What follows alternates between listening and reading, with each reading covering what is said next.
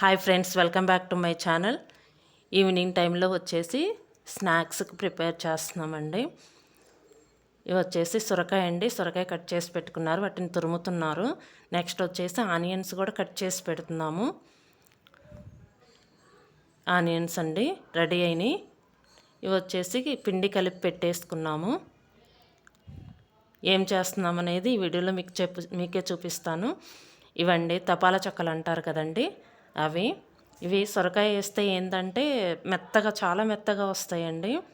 చాలా చాలా బాగుంటాయి. టీ కూడా రెడీ అయిపోయినాయండి. ఈవినింగ్ టైంలో ఏంటంటే స్నాక్స్ తినేసి ఏదన్నా టీ తాగటం అలవాటు కదండి.